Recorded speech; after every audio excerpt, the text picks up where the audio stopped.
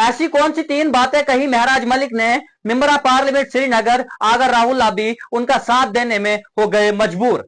दरअसल जम्मू कश्मीर में स्टेटहुड को लेकर मांग लगातार बढ़ रही है। नेशनल कॉन्फ्रेंस ने ऐलान कर दिया है 21 जुलाई 2026 को दिल्ली के जंतर मंतर पर प्रोटेस्ट होगा। अब उसी सब को लेकर महराज मलिक ने कुछ दिन पहले एक बयान दिया, जिस बयान में उन्होंने कहा कि जम्मू कश्मीर को लेकर जो स्टेटहुड की मांग तेज हो रही है, इसमें तीन मुख्य डिमांड होनी चाहिए, यानी कि तीन मुद्दों पर बात होनी चाहिए। सबसे पहला मुद्दा तो जम्मू कश्मीर को जल्द से जल्द स्टेट का दर्जा वापस मिलना चाहिए। जो तमाम तर पावरें होती है असेंबली के पास, वो तमाम तर पावरें वापस मिलनी चाहिए। दूसरी मुख्य डिमांड महराज मलिक ने कही है कि जम्मू कश्मीर में जो जमीन है, जो जमीनी हक है, वो जमीनी हक जो है जम्मू कश्मीर के लोगों को मिलने चाहिए।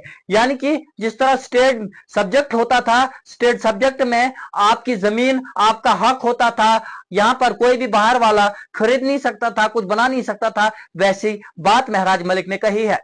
तीसरी बड़ी बात कही है कि जिस तरह से एनएचपीसी में या यहां पर जितने भी टनर्स बन रहे हैं, उनमें जो एम्प्लॉयमेंट जनरेट होती है, उस पर सिर्फ और सिर्फ हक जम्मू कश्मीर के लोगों का ही होना चाहिए। अब दरअसल क्या हुआ, आगा राहुल्ला जो है मेंबर ऑफ पार्लियामेंट भी है और साथ साथ में नेशनल कॉन्फ्रेंस का एक बहुत बड़ा चेहरा भी है।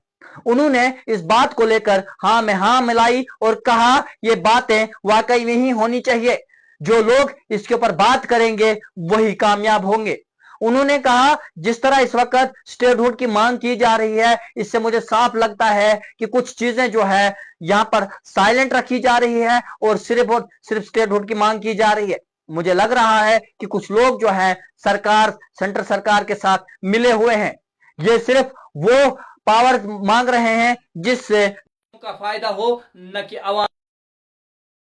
वहीं पर चीफ मिनिस्टर उमर अब्दुल्ला ने 21 जुलाई 2026 के लिए जंतर मंतर के लिए बहुत सारे लीडरों को कॉल दे दी है, मगर अफसोस का मकाम यह है कि अभी तक आगा राहुल्ला जो कि नेशनल कॉन्फ्रेंस का एक बहुत बड़ा चेहरा है, ना ही उनको और ना ही एमएलए डोडा महराज मलिक को जो है इनवाइट किया गया है।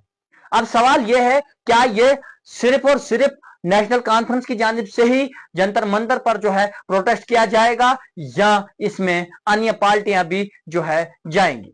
क्या महबूबा मुफ्ती भी इसमें जो है अपना योगदान देंगी या नहीं?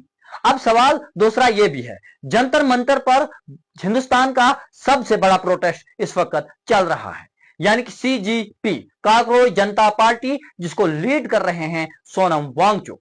सोनम वांगचुक लद्दाख के जाने माने सोशल एक्टिविस्ट, साइंटिस्ट, पॉलिटिशियन और इसके अलावा जो है कई सारे बड़े अवार्ड्स उनको मिल चुके हैं। उनके ऊपर 3 इडियट फिल्म आमिर खान ने वो भी बनाई है, मगर सबसे बड़ा नेता नरेंद्र मोदी उनको क्यों जो है इग्नोर कर रहा है? क्यों नहीं धर्मेंद्र प्रधान इस्तीफा दे रहा है?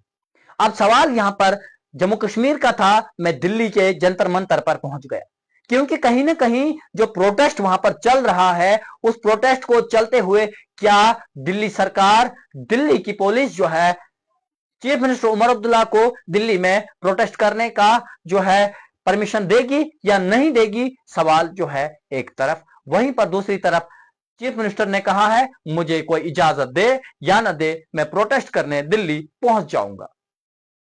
अब सवाल एमएलए डोडा महराज मलिक का है। उन्होंने कहा कि क्या खीर थी कि मुझे वो दे देते फिर मैं जाता? मैं जाऊंगा, जम्मू कश्मीर मेरा है, जितना हक चीफ मिनिस्टर साहब का है उतना ही मेरा है, इसलिए मैं अपने लोगों के लिए जाऊंगा जंतर मंतर पर और लोगों के हक में जो है मांग करूंगा स्टेटहुड वापस मिलना चाहिए। अब आपका क्या नजरिया है स्टेटहुड को लेकर? क्या स्टेटहुड में ये 3 बड़ी मुख्य डिमांडें होनी चाहिए या नहीं होनी चाहिए? क्या बीजेपी सरकार को इस वक्त स्टेटहुड वापस देना चाहिए या नहीं? आप जरूर कमेंट कीजिए। मुझे दीजिए इजाजत, खुदा हाफिज।